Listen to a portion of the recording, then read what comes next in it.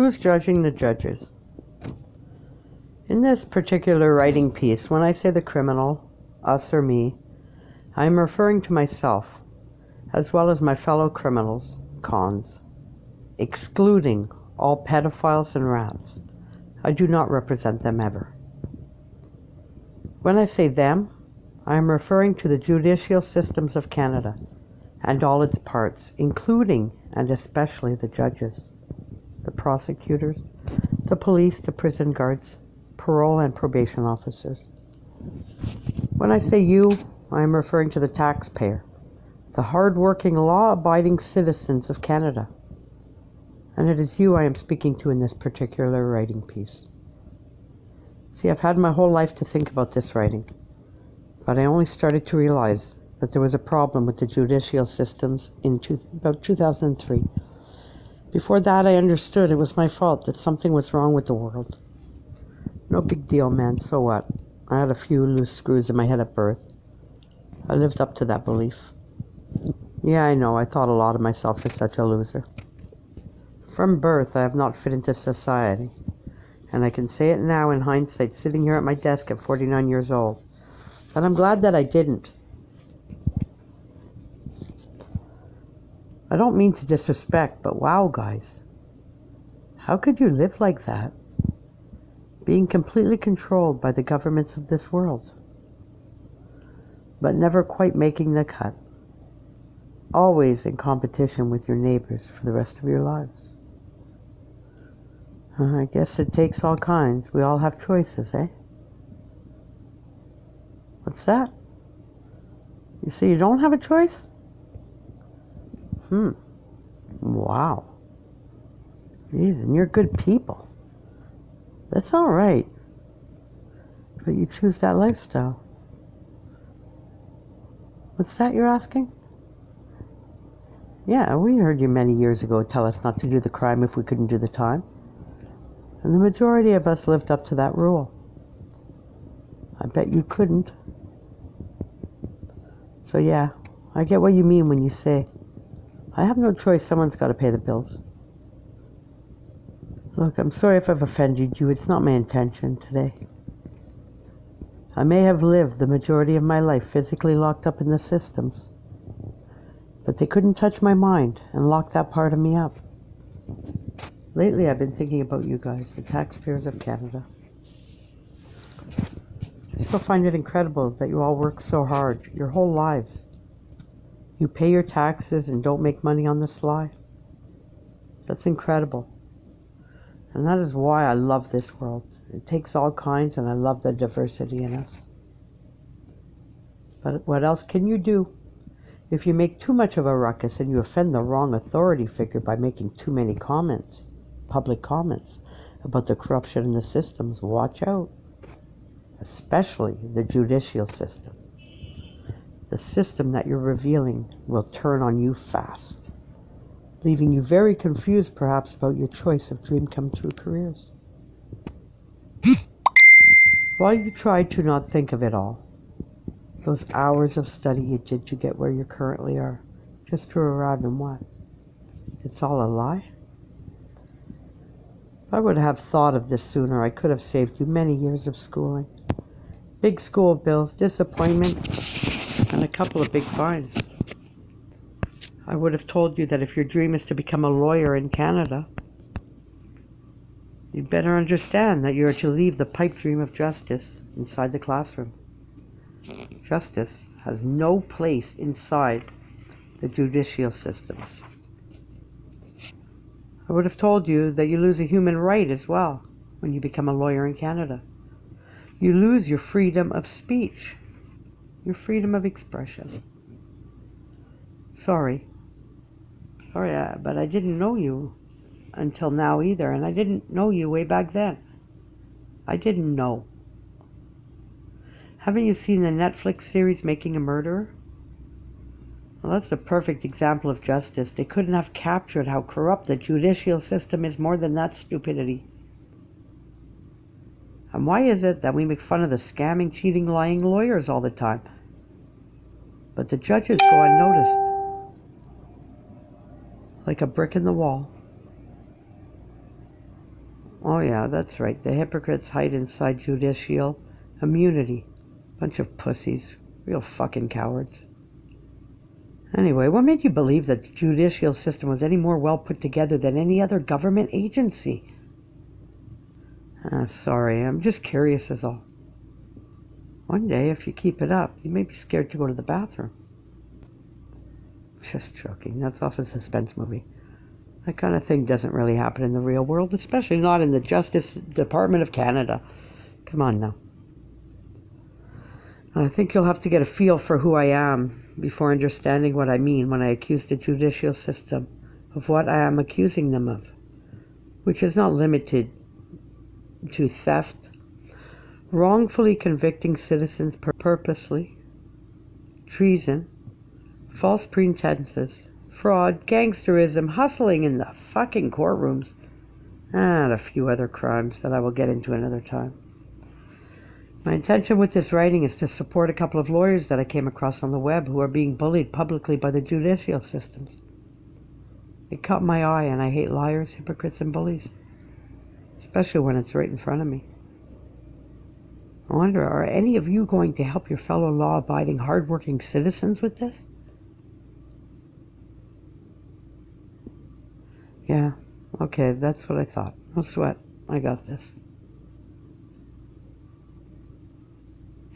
Anyways, in this piece I'll talk about two specific lawyers who are being publicly bullied by the judicial system. A prison guard who somehow, someway grew a little bit of balls. I'll explain how the judicial system raised me and why I feel qualified to talk to you today. I'm also writing this to help bring awareness to the public about the corruption that is the judicial systems.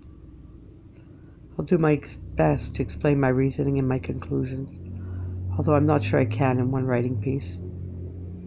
I'm sure you can find other stuff I've written laying around the web.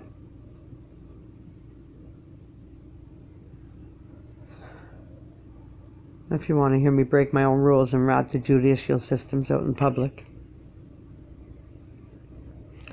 The reasons I've come to these accusations and conclusions is by observing my own personal life and being raised by the judicial systems of Canada. I'm hoping to show you that what is and has happened in the judicial system is illegal and goes against our human and prisoners' rights. I started asking myself some serious, hard questions. How did it turn out for me in the long run, being raised by the system? I started to look at what some of the possibilities were for me when I started out in this life. When I first got rescued from home by the judicial systems at 9 years old. I'll admit I wasn't supposed to be sitting here free today writing to you. No, the cards were not in my favor right from the start of this whole fiasco life I've lived. But somehow, someway, I beat the odds. And I really think I have a responsibility to tell you about it. I will hopefully help you see clearly that the only ones in this system who could have helped me were the prosecutors and the judges. The rest are just their puppets, all wanting to milk the cow. Unfortunately, it becomes expensive for you. Sorry. Sorry again if I'm being too bold. If I studied just the first time I was in a courtroom alone, out of the 60-odd times I've been in front of a judge, waiting for Judgment Day, I can find enough injustice in that one time to finish my point. Anyway, I'm happy to say that we're in a major class action lawsuit against the Quebec Youth Protection System. So if you or anyone you know was in the system in Quebec as a kid, please pass on the link. It's on the blog. And if not, just Google it. Anyway, it's not the systems that are broken. We all know the systems are needed. It's the people running the systems who are no good. If everyone would have followed the system rules, none of you would be here listening to this bullshit. And when I follow the rabbit hole on that one, it leads me to the judges' chambers every time. Nobody's watching the judges. I mean, seriously, how high can a chair get to be able to look down their noses at the judges? None of the judges ever asked me if I needed help, or even asked me what my problem was. Not one of them ever showed an interest in me.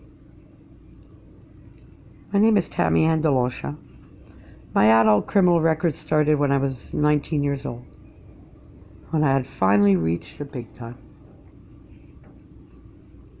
I didn't start out with 100 or so charges on my criminal record. They happened one stupid choice after another. I struggled with drugs and alcohol most of my life, and I often did small petty crimes to supply my habits. My record started out with small charges like possession of small quantities of dope, mostly pot. I would get a sentence of 1 day in jail for $10 worth of pot or something. I'd get released with a 2-year probation order that would consist of conditions like I had to keep the peace and be on good behavior, no drugs or alcohol while on probation, make all my appointments. I was living on the street, like fuck off. It was all impossible for me at the time. So I'd get caught again with some other small crime, maybe stealing in a store, get another breach of probation because I failed to be of good behavior on the first probation order. Well, this shit continued from 19 years old until about 31 years old. And from 32 years old or so to 46. Well, I put my big girl panties on and I started to do bigger crimes, such as bigger fraud, stealing bigger amounts from stores, and always with the new charges came the breaches of probation or breaches of parole. I spent many years in prison for breaches of probation. I was on probation or parole for 32 years straight. I was defended most of the time by legal aid because I unconsciously needed to go to jail. I know, I would probably be dead. So I would get caught and plead guilty, completely unaware that I was institutionalized. I didn't know that up until a few years ago, actually. But I guess I was institutionalized at 13 years old. In my first autobiography, I wrote a chapter about the prisons that saved my life. I went in front of my first judge at 9 years old. I went in front of my last judge in June 2020 at 49 years old. Actually, it was during COVID. So I didn't actually go in front of the judge, it was on the phone. Which reminds me, they broke my prisoner human rights by keeping me locked in one cell straight for 72 hours. I didn't even get to shower when I got to the prison, which is against my prisoner human rights. I didn't get an hour out. I didn't get the phone calls, nothing. When I first got arrested, I did get a phone call. I always call my mother. I don't call a lawyer right away. I know that they hold me until I go in front of a judge, so I don't waste my phone call on a lawyer. I waste it on, or I call my family and say, okay, it's over for a minute. The nightmare. Anyway, I know it was in June because it was my mother's birthday. She was happy. I couldn't have given her a better birthday present. I'm saying that because in January 2019, after 5 years of being clean and sober, I did my first line of dope again. I was actually 1 month away from my 5-year date of being clean and sober. But whatever, I still say 5 years to make a long story short like this. And well, my mom was worried. 5 years I was clean and sober was a nice break for her because she could get a good night's sleep. Not worrying about if she'll hear the police when they knock on the door in the middle of the night to tell her I'm dead.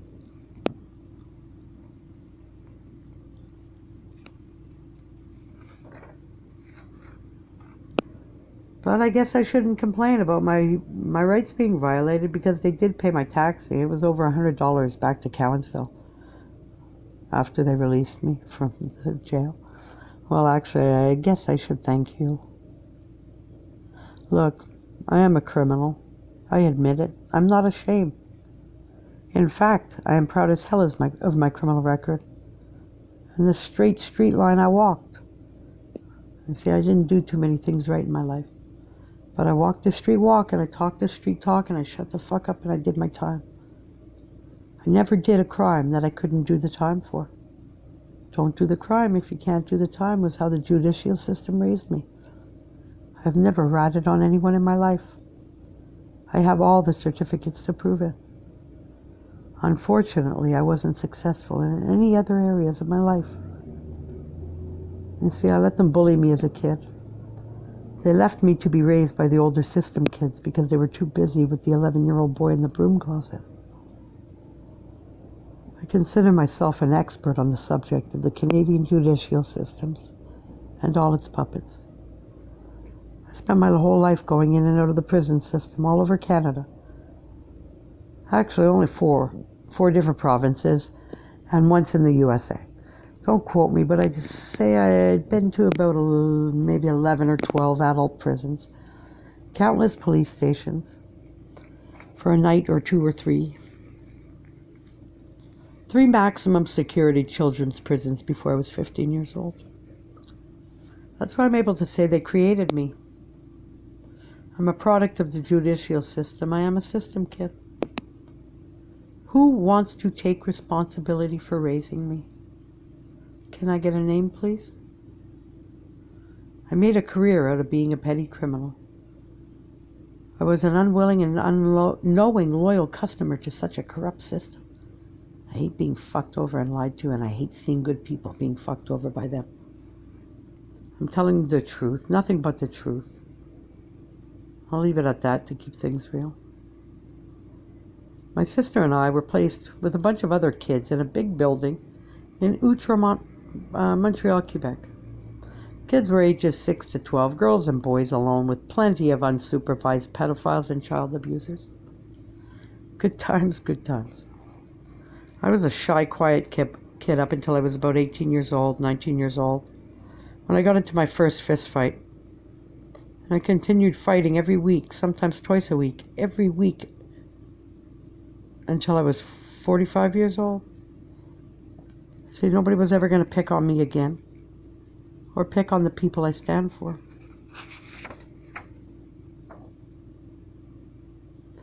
My sister and I were dropped off at the system doors. So the almighty judicial system stepped into our lives. They promised to raise us into healthy, happy adults. They said that we deserved to be taken care of. They told you that you had to pay for me. They have access to the best counselors, and we'd be getting one to ourselves because we needed healing from the abuse at home. Hell, they guaranteed my success in life. It's on their website. Have a look. Quebec Director of Youth Protection Act and their promise. See, I was in youth protection because my mom wasn't taking care of us. Why I was always in front of a judge? I hadn't been caught for a crime yet. They raised me like a criminal in a system that was designed for youth offenders. Don't rat. Shut the fuck up. Don't cry. No education. Do your time. Don't ask questions. And whatever you do, you had better not react negatively. Because when you get classified as a problem, you're treated accordingly. I had one hell of a rough ride at home before they took me to their system, to form me into their world. I was a real system kid. I walked into adult jail like I hadn't missed a beat. Except I wasn't going to get pushed around in adult prison. I was way too scared for that anyway. I guess I was petrified, I would imagine. I don't know for sure. It's all I know. I have nothing to compare my life to. They've taken on the role of God here on earth. They've been allowed to sit high above us, looking down their noses at the rest of us. Who's judging the judges? I want to speak with them. Does anyone know where I could find the judge's judge? Shh. Don't answer too quickly. Remember your place. Especially if you work in the judicial sectors, because you're not allowed to speak publicly against the judicial systems, or else you are punished. And that brings me to what motivated me into finishing this piece of writing today, which I've actually been writing on since last year. I kind of feel bad for you.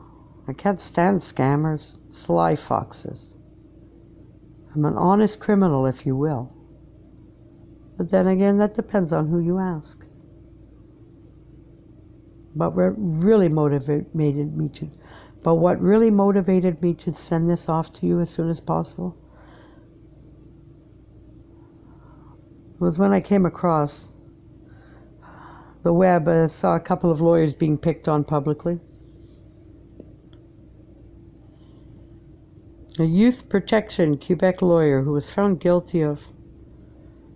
I didn't quite catch what she was guilty of. The story is mind-blowing. I couldn't process all the stupidity and injustice written and signed by some goof judge. I couldn't believe it. Somebody signed their name on that. By the looks of it, to us outsiders anyways, it seems that one of the conditions to be able to practice law in Canada or be involved in any way in the judicial systems means you lose a human right. The puppets of the judicial system and its employees, all the employees there, they don't seem to have the same human right of freedom of speech, freedom of expression as the rest of us do. And that's weird. Or is it just me who finds that odd? And that they actually found a judge to sign its name to it is even weirder to me. Of course, it's illegal. And it's usually kept, I guess, an unwritten rule throughout all the government systems. Police, inmates, prison officials, government agencies, judicial systems. You don't rat your own out. But apparently it is said that they are not to speak ever publicly against the judicial system.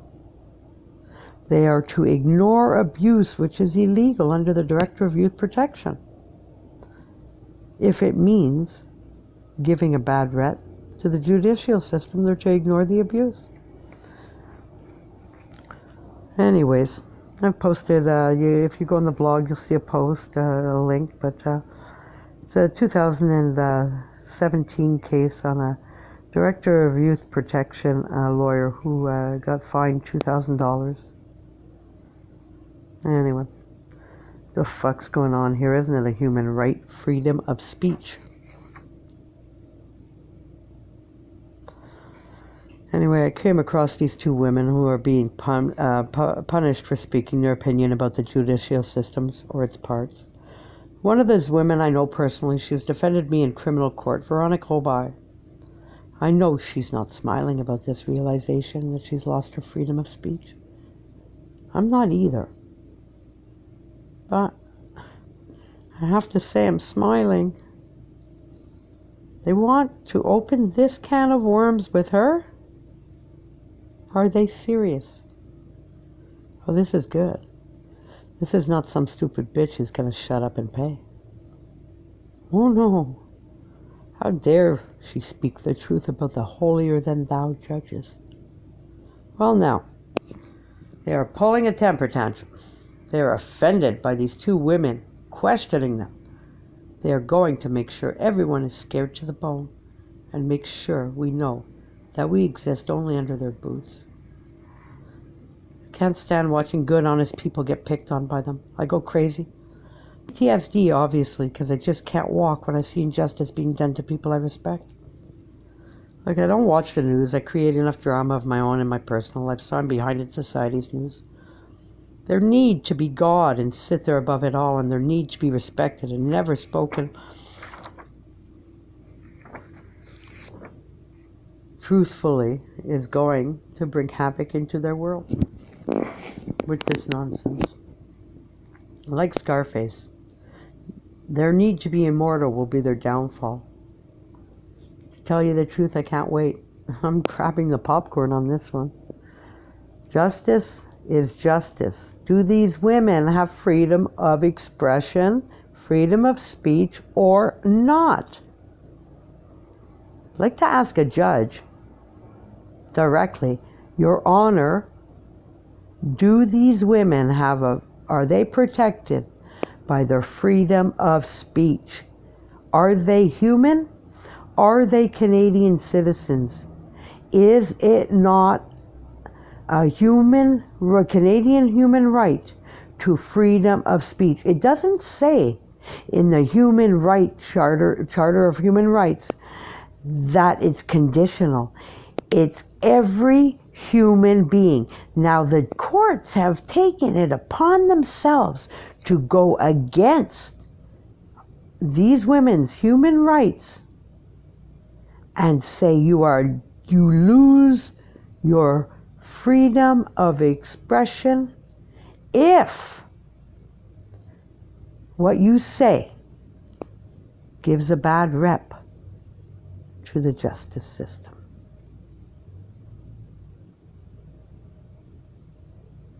Are these women protected by human rights?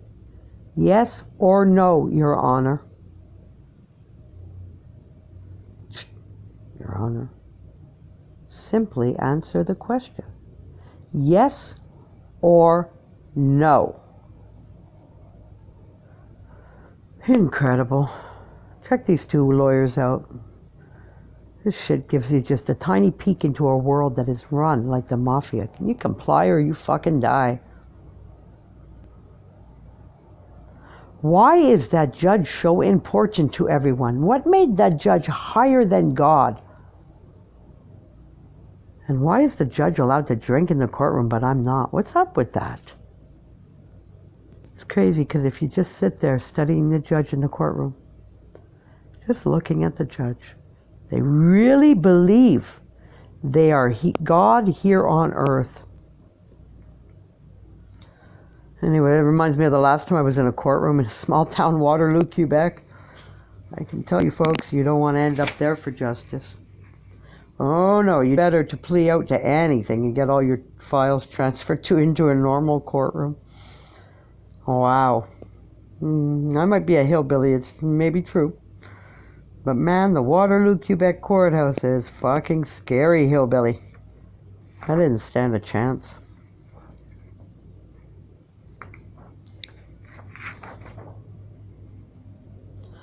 Anyway, my first mistake was walking into the courtroom. But hey, I had a traffic ticket problem.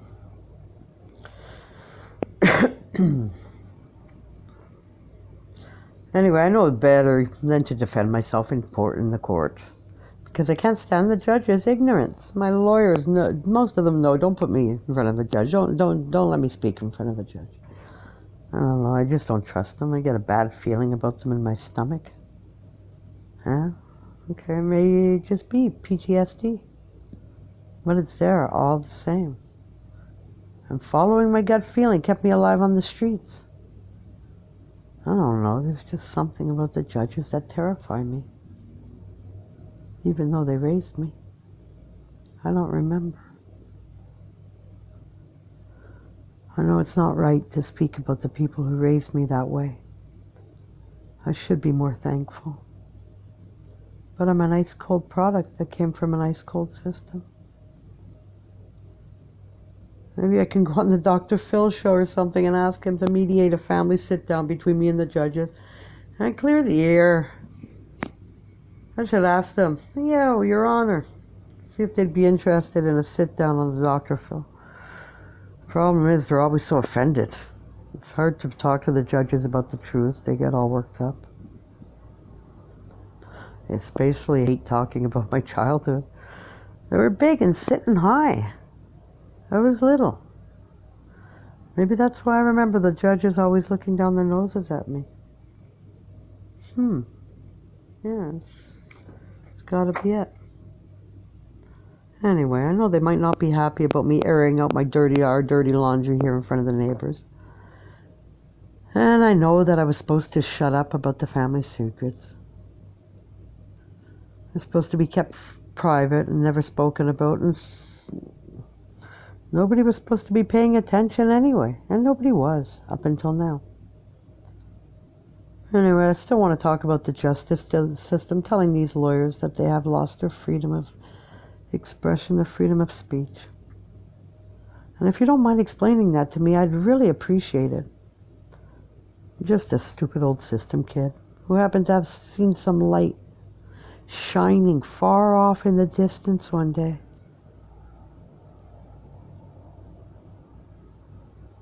It was shining. I thought I was carrying on with my hell. Dark places. And I happened to get a glimpse of light shining, like a sun ray shining through the cracks.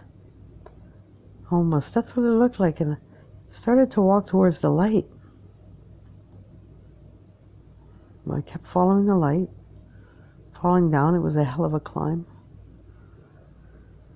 Falling back down to the bottom, starting over, climbing towards that light. I wanted to know, what's that light? Where's that light coming from?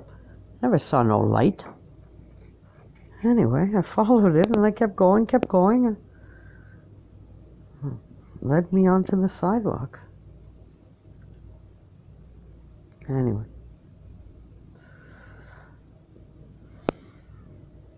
I'm starting to think that maybe I was better off in the crack. It might be where I belong anyway. Anyway. One day I'd like to simply ask any judge who gives a shit about a few things. Yeah, take it easy, Your Honor. Don't worry about it. I'm only out of the crack to write this, then I'll go back in the system's crack where you put me all those years ago. I know I wasn't supposed to come out and bother you ever again. But something you did and continue to do caught my eye. I just want you to know that I know what you did to me all those years ago. And what you continue to do.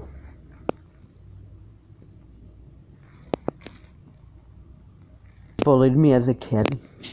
And because of that, I go crazy whenever I see you trying to bully my family, me, or people I respect. Whatever, sure, I might have PTSD, not sure. Your fucking system's never provided me with a therapist. And I won't bore you with that. Today I want to talk about a couple of other things.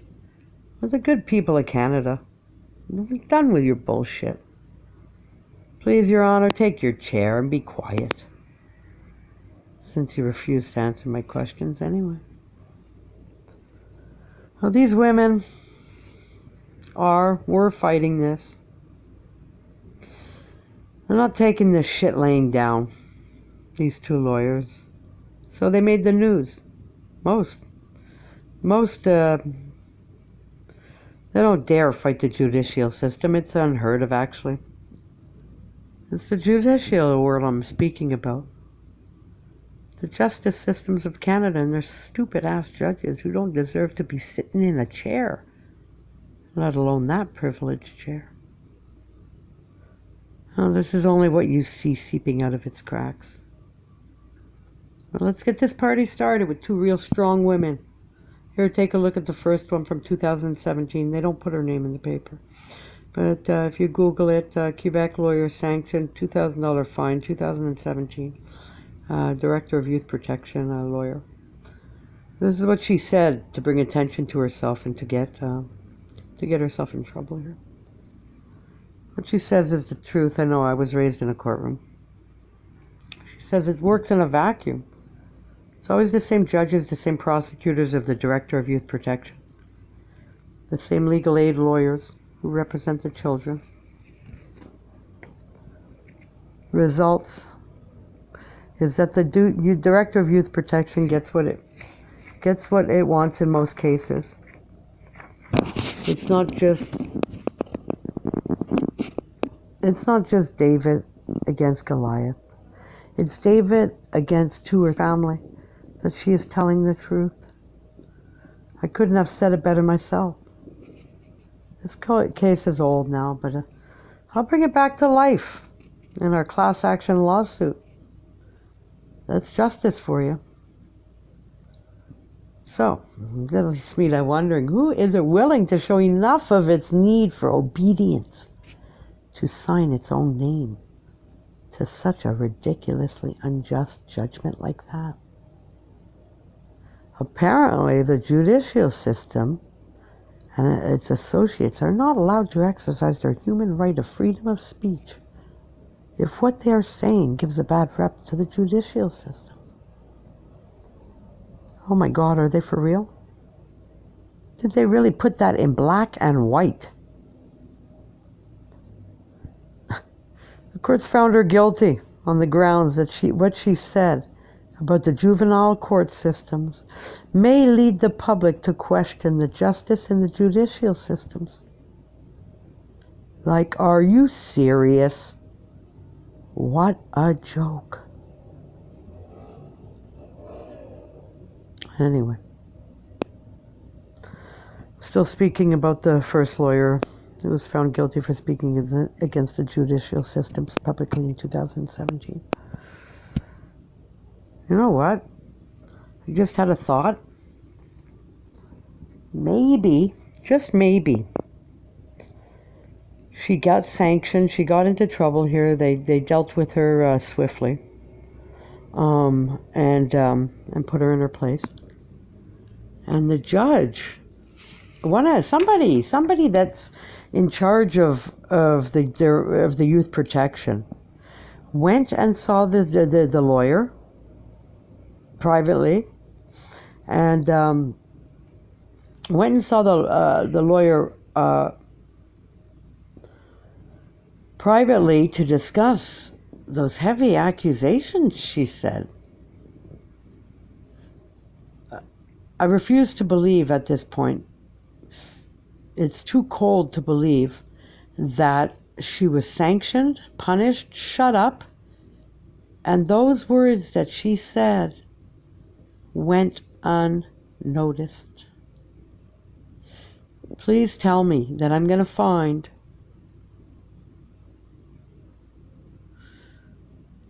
that there is an investigation started.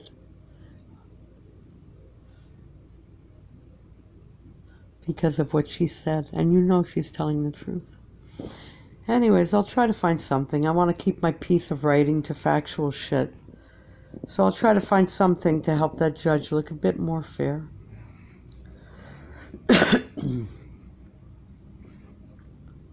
Okay, here's another attorney. The second attorney I'm talking about. Véronique Robay. Look her up with Google. This one, her name is actually in the paper, hers, but the other lawyer's name was not publicized, maybe because she's a youth protection lawyer, I'm not sure. But heaven forbid that anyone looks even sideways at the judicial system and questions its integrity. Wow.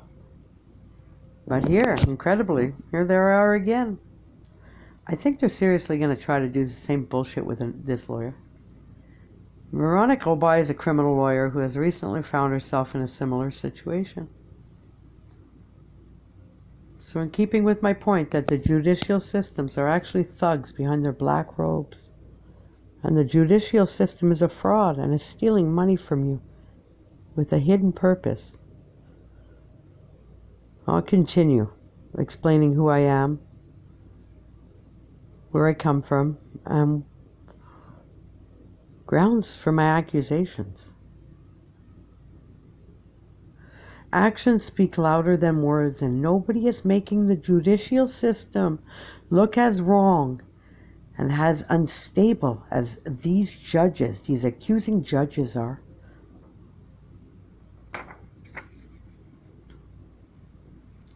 Are we not allowed to have a Canadian judicial system that is based on good, old-fashioned justice? It's all part of a huge system that needs my business and your funding in order to survive. They throw the name justice on it, place a few pig-headed people in some high chairs, and tell them they can play God with our lives and call them judges. The judges can stay in their seats as long as they play by the rules. They cannot have the mortals questioning court systems of operations ever. And of course, they have to keep sales coming in. The judges are to guarantee our loyalty by placing outrageous conditions on us while we play in society, knowing that 97% of the criminals in front of them are drug addicts or addicts in some way. I can't imagine them claiming that they had no idea about any drug habits. They could say that it's up to the criminal to have said something in the courtroom, But ignorance does not excuse their crimes of unfairly judging. The people are placed in front of them to be judged. Fairly. Supposed to be. And that leads me to another point. How can a judge fairly judge if they have no clue why anybody did what they did? So it all ties in. It all leads back to corruption. They're shit. They're fucking no good. My charges are so petty on my criminal record. I get tons of them. I don't even know how many. Anyways, my charges are so petty that I have a fraud charge for 25 cents. The longest straight sentence I did was 2 years straight. I spent my whole life in prison. How? Who? What? Where? Why? What the fuck? Anyway, I started to question a lot about my life in the system. A few years ago when I was in the pen. But last year I started questioning even deeper when a class action lawsuit was started against the Quebec Youth Protection, Youth Services, Offenders and Protection, against the Centers for Abuse. The class action started after there was a little 7-year-old Granby, Quebec girl that died from abuse. Anyway, I'll get into her a little bit later, but just want to cover just some more grounds with the reasons why I was in prison. The majority of what justice calls illegal is just something we did that generates money that is tax-free, and we got caught. Okay, there are other illegal stuff, harming other humans, stuff like that. We're not talking this. I'm talking about me and my life. I have petty little criminal charges. What would you do with me? Not talking a violent offender, not talking somebody that's out hurting people physically, stuff like that. Talking about a drug addict.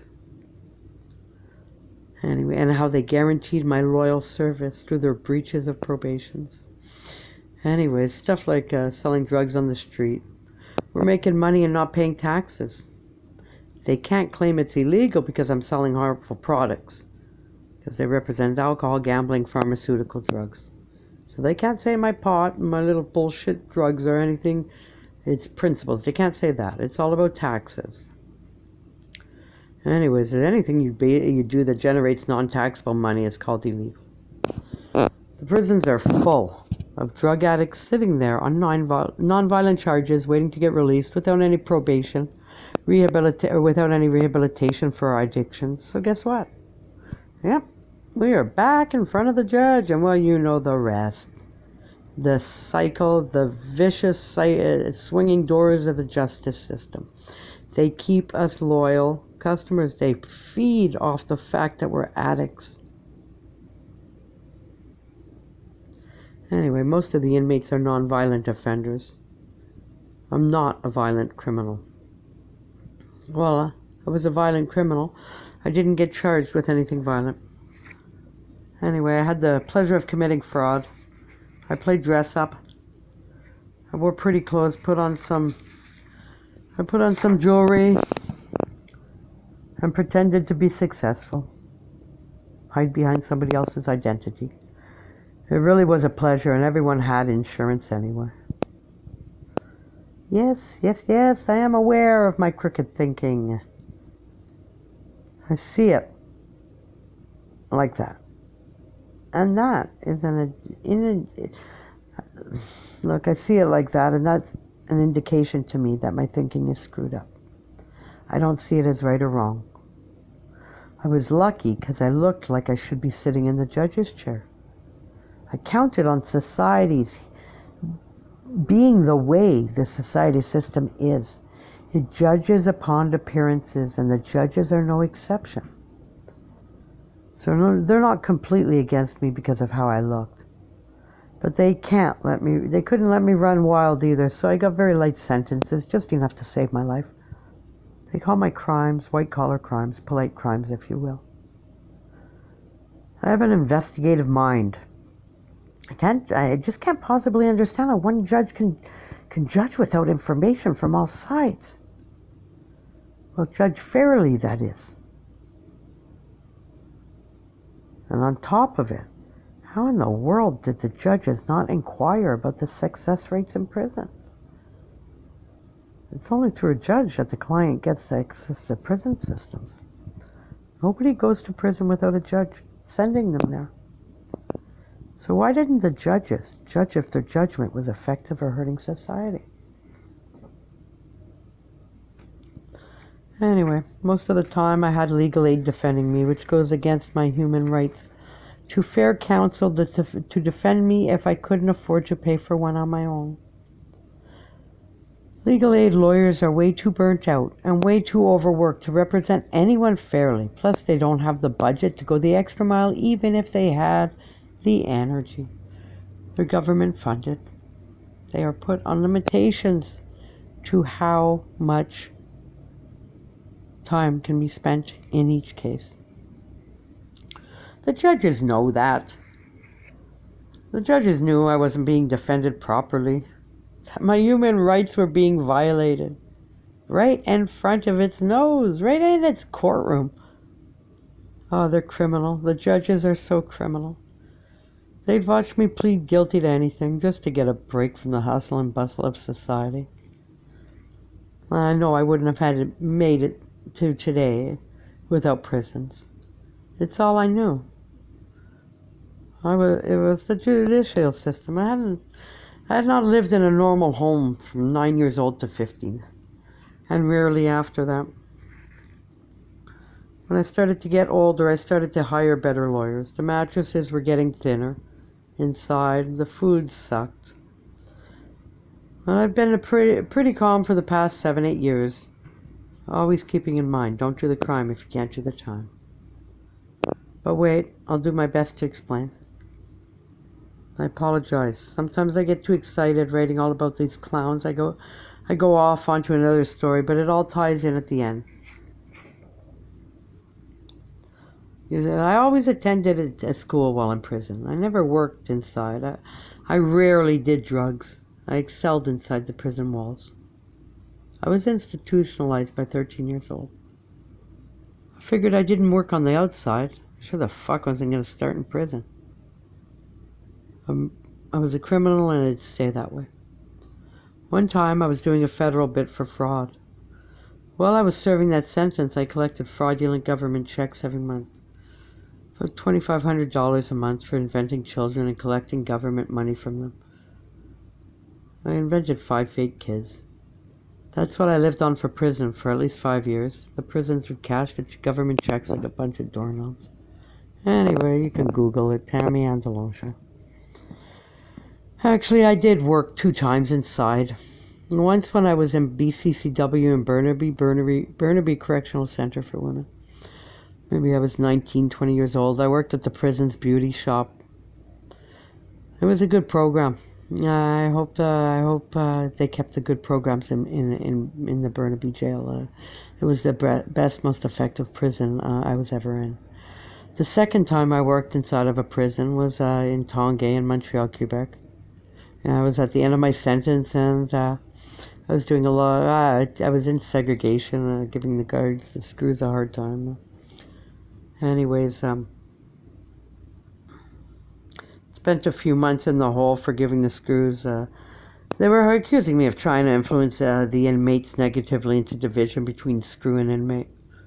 They put me in the hole for a couple of months in seg. So yeah, I needed to get back into shape after lazing around 24/7. So I worked at the laundry with a friend for a couple of weeks. She was a solid old lady anyway, a good old timer. I've never personally spoken to a screw. I spoke most of the time. Not all the time when spoken to.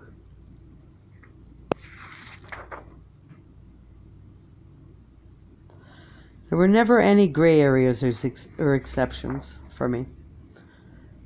It was a rule I made. It was just, I just didn't talk to the screws. They're pieces of shit. Stay on your fucking side, I'll stay on mine. It was my only real problem in the later years doing time was that the system was changing, especially in Quebec. Back in the days, screws didn't want to talk to the inmates and vice versa. Everyone kept it black and white. They did what screws did and we did what inmates did. Good, simple, clean time.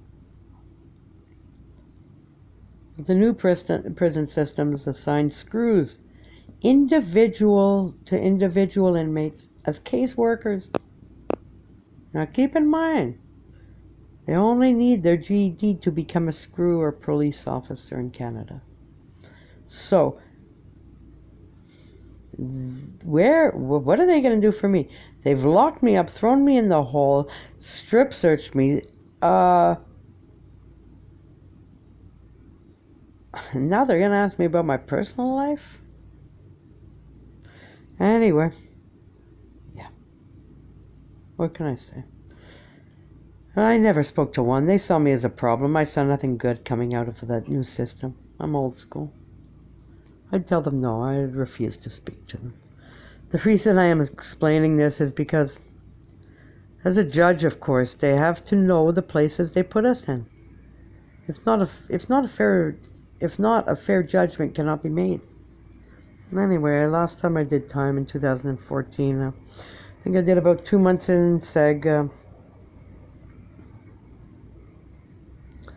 Anyway, I do believe that the new system creates conflict between inmates, which result in violent behaviors between the inmates. Sometimes, with our reactions, come newspapers, lights, camera, action.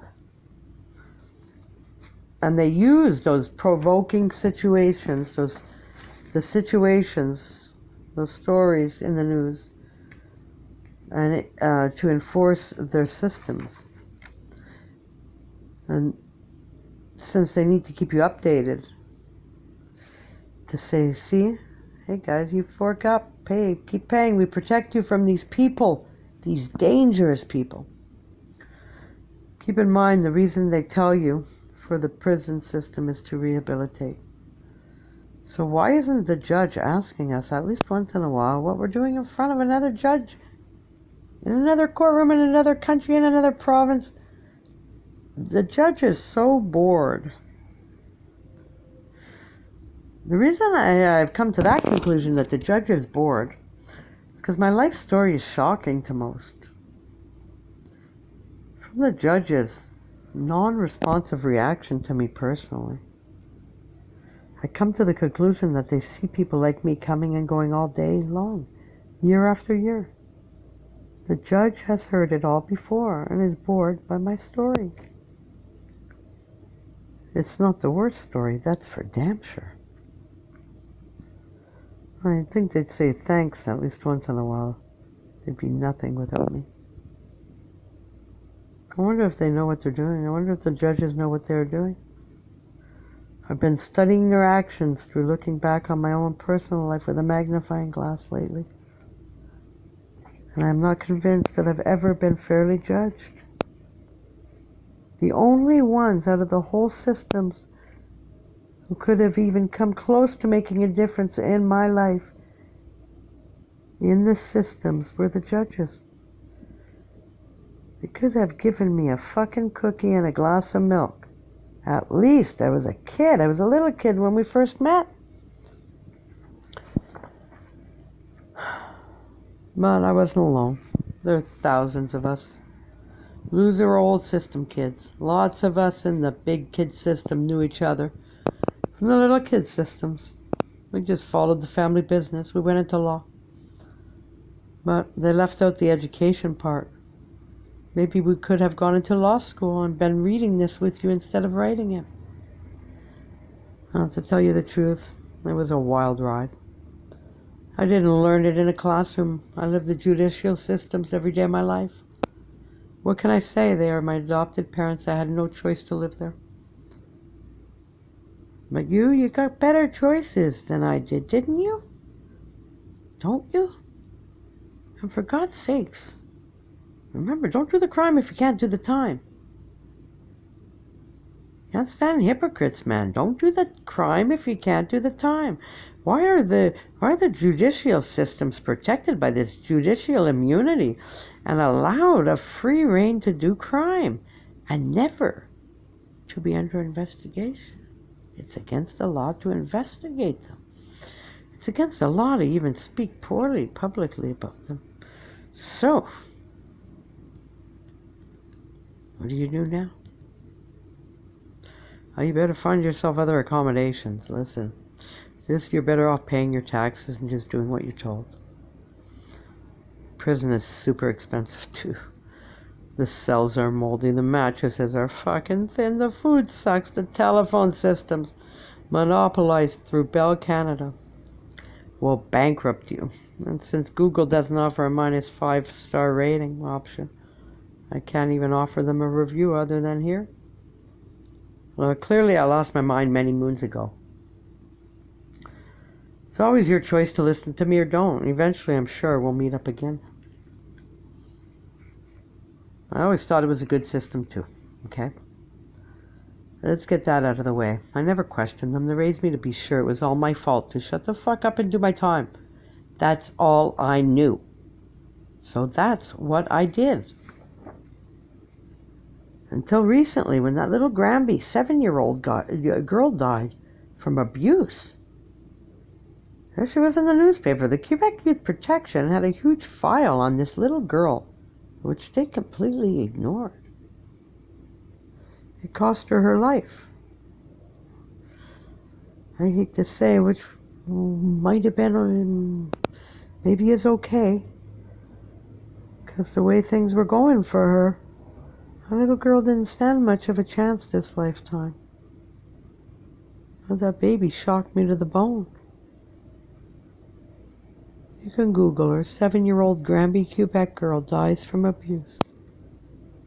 And the director and the Quebec Youth Protection repeatedly ignored complaints of abuse. When I heard her story, I thought to myself, this was just last year, I thought to myself, youth system? Quebec youth system? Wow! The youth Quebec system is still alive? My God, I hadn't heard about that system since I left it in my nightmares. 15 years old. I started to have a look at what the system is. After all, I am a system kid. Did it do good or bad for me? I honestly hadn't thought about the system since I left it in 1987. So I went looking for some of the kids I remembered from the old system days, the first place I was placed in, Mount St. Patrick's in Outremont, on Deacon Avenue. I found one on Facebook. I looked at his profile picture and I started to laugh. He looked good, he looked happy, healthy, he looked like he did okay after the youth system. I hadn't seen him since I was 11 years old. I called my sister right away and told her who I had found from the system. Right away we all got in contact. We were so happy to find each other, almost like brothers and sisters. Very, very strange, because I'm very much a loner. I'm comfortable in isolation. We used to run through the old metro systems in Montreal, the tunnels together. We ran all over the cities, 10 years old, trying to beat the train. That was just a pastime in between the real and supervised time in the system. The first youth place I was placed in was in Montreal, Quebec. The staff would give us a bag lunch, some bus tickets. We were kids 6 to 8, boys and girls. Never saw a counselor. We were all there for, of course, youth protection. We were abused at home. Anyways, we ran wild. We owned the streets. Nobody was going to tell us what to do. Especially not the same people who like to touch our friends in secret. Who like to hit our friends. Who like to pull our friends' hair. Anyway. We started talking online because I don't chit-chat on the phone. I'm seriously starting to get curious about having some head problems. For sure. I know I've been told I was crazy all my life. I just laughed it off, shrugged, never quite sure what anybody meant. I could easily sit at my desk writing non-stop for 3 days without missing anyone around me. After the 3rd day, I'd start maybe looking out my window. I might go see someone, or I might not. Anyway, my point is, I was thrilled that we all got in touch again. I commented that he looked like life had treated him okay. And then it all came out. And that's when I first realized that it wasn't only me or my sister who had lived shattered to pieces, hard-ass lives from the system. We started to get in touch with one old system kid, one after another, and incredibly we had some familiar personality traits. We found we all had lived hell here on Earth since the last time we spoke to each other all those years ago.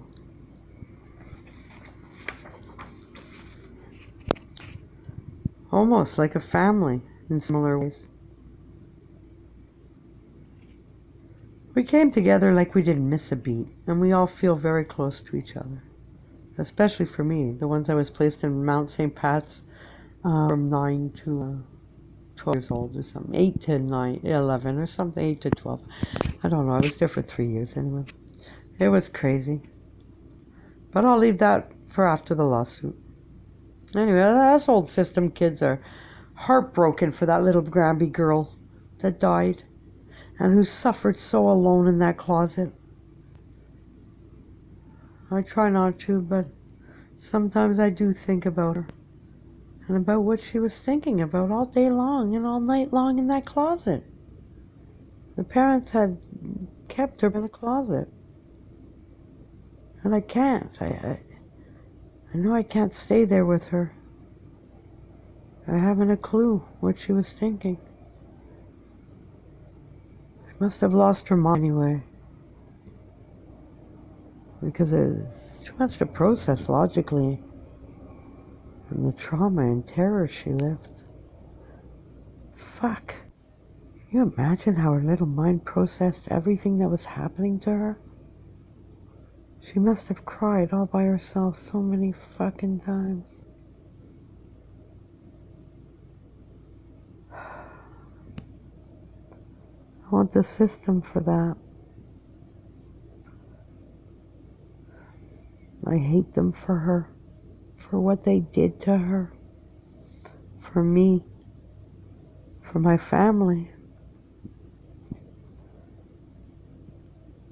I hate them for ruining children's lives so cruelly, and for every child who died from their abuse and neglect. Like, don't they have access to the best counselors?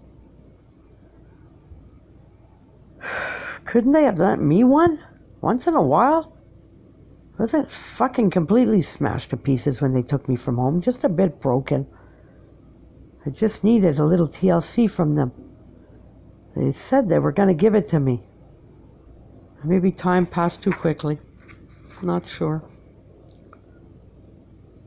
Anyway, they said I was a bad person anyway. Nothing they could do with me except throw me into a prison.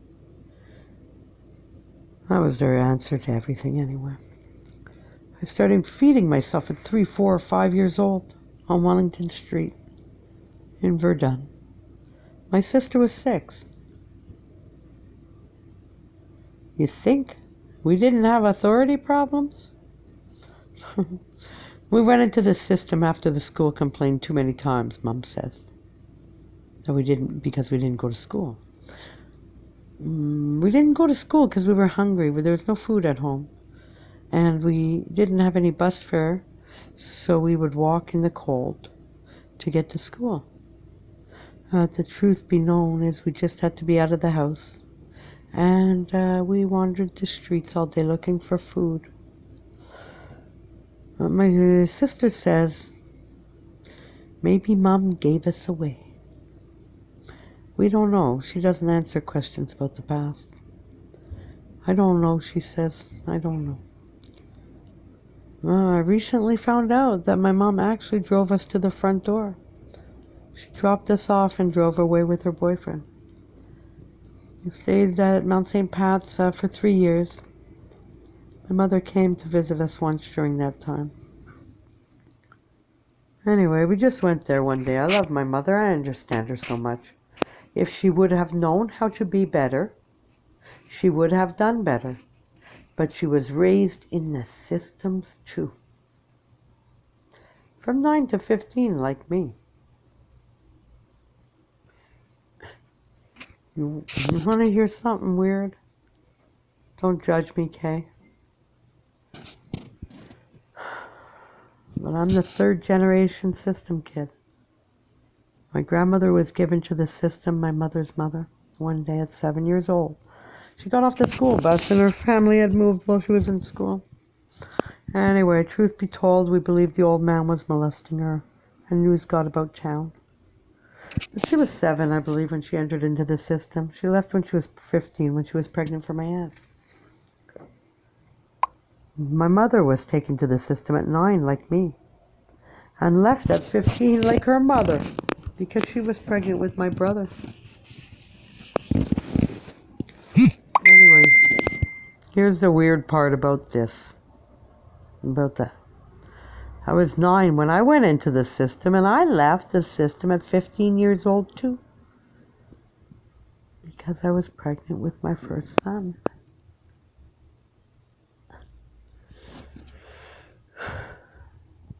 You must be thinking I'm an idiot hillbilly by now. And maybe I am a hillbilly. I'm Robin Sheldon's daughter. Robin Sheldon didn't know exactly who his father was, so I don't really know either. Poor Robin can't be here with me today doing this, because he fell down the stairs drunk and died at 58 years old, the old fool. Look at me getting carried away again. What was I saying? Oh, yeah. I was explaining the judicial system's corrupt business to those of you who don't know. It's run like the old-style mafia system. You are the unfortunate investors that are being strong-armed by them to finance their project, without the right to question their decisions on how business is run, and no return on your investment. The judicial system hides behind what I consider a criminal law called judicial immunity, which one day will be changed because of its criminal nature. Hopefully one day the judicial system will be charged in the court of law with treason of the highest kind. I hold the judges personally responsible for every fucking miserable day I spent in and out of their prisons. It's been hell.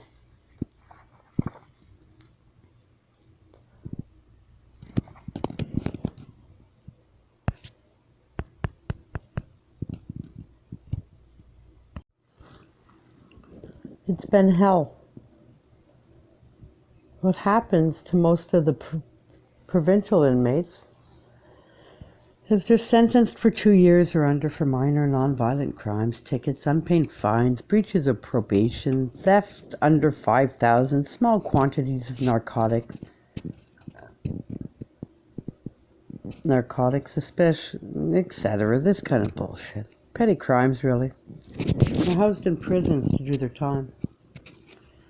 Mass business. Huge expense.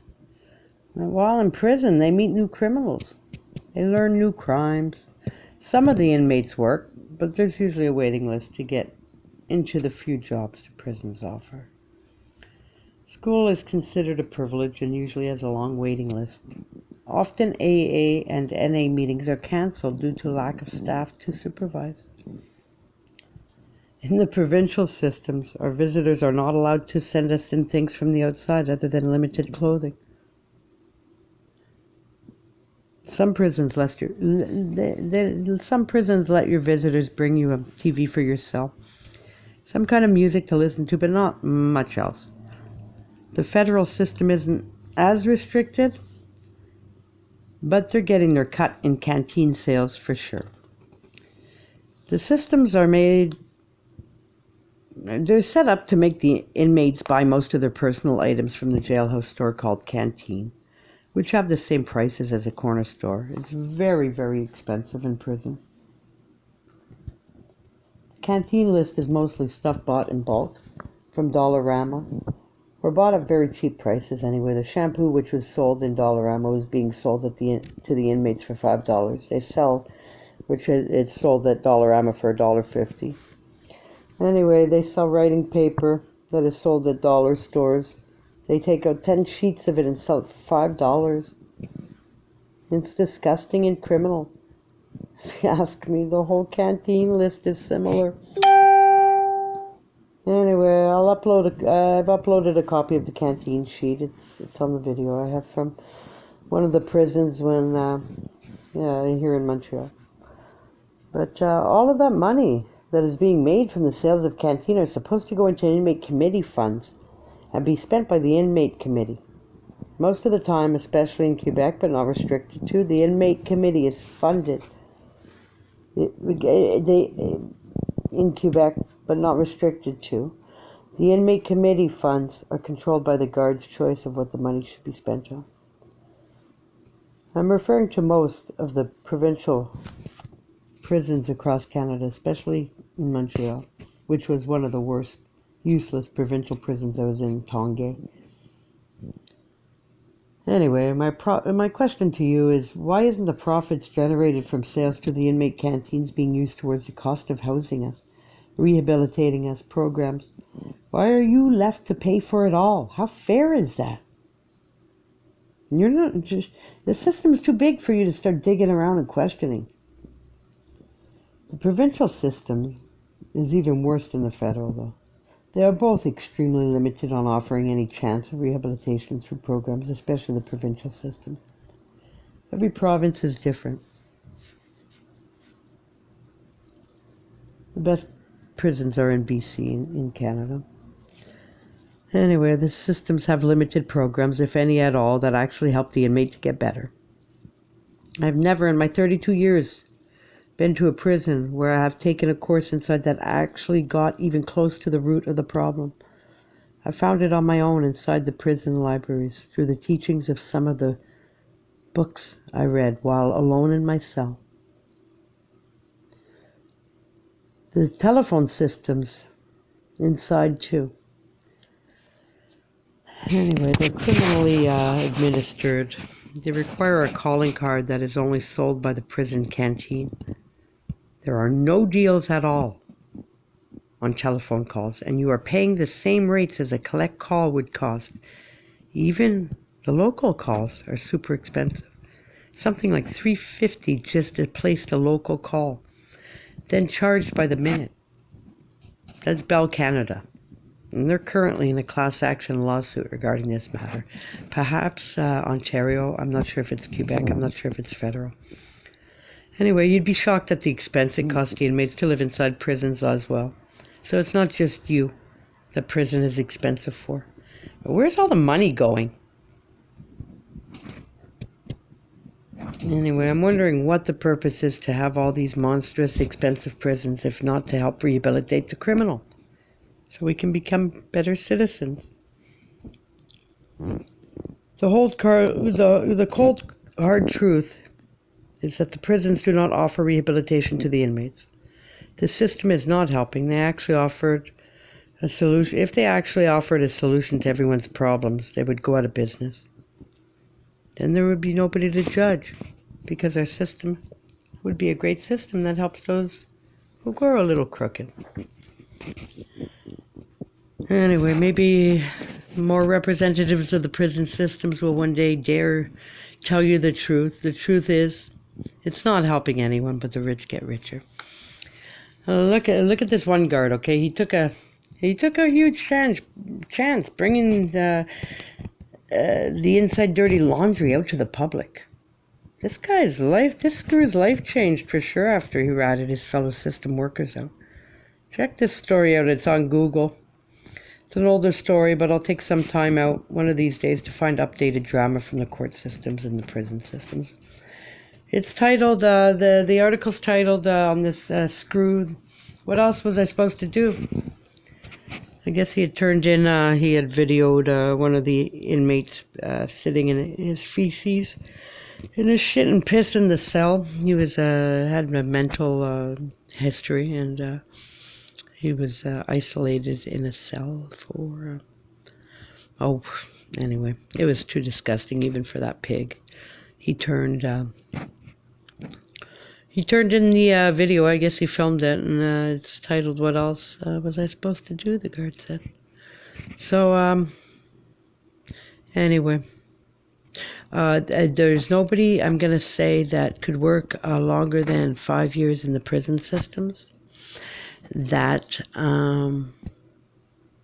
that are not demented.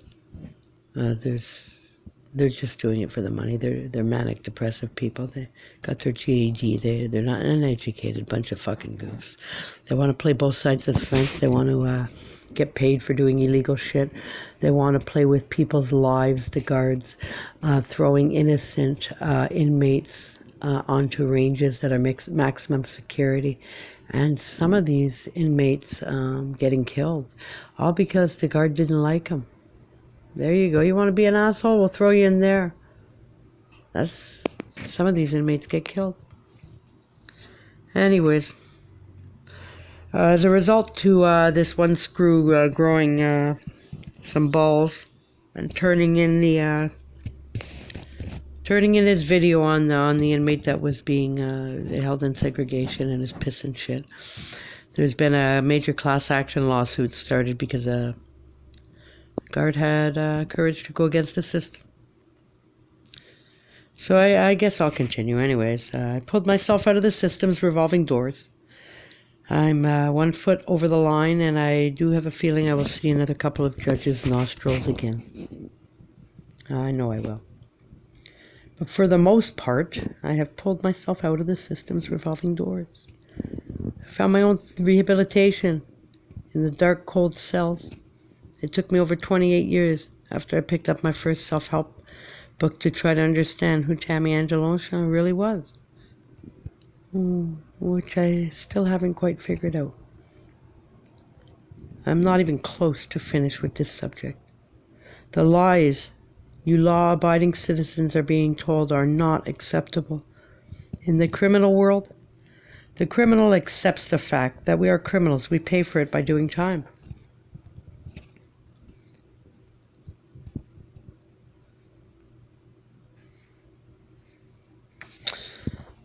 But what have you done to deserve all this responsibility? Most of the judicial functioning parts are highly paid positions. They don't mind if they pay for some, because they have accountants who handle those uglies. I guess you can start to ask questions, maybe pay attention. I guess the hard thing would be for you guys is to swallow the fact that it might not stop the corruption that's at your expense. But my money is riding on the new generation of big mouth kids. They're all about entitlement and rights. Let's get this shit going. I bet there's a couple of students who are sitting there looking for a project as we speak.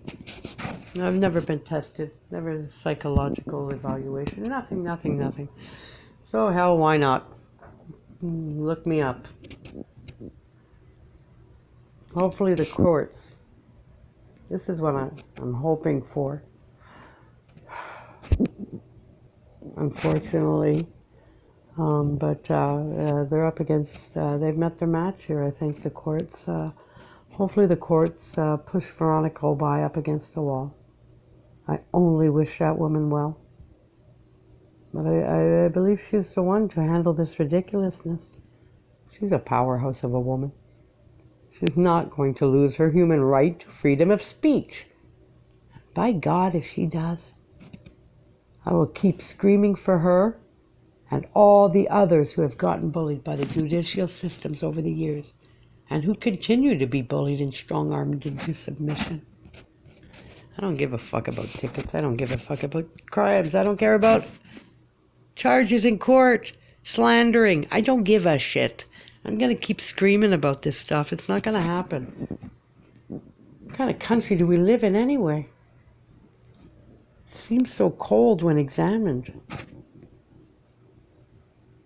If we don't stand up to these systems, what then?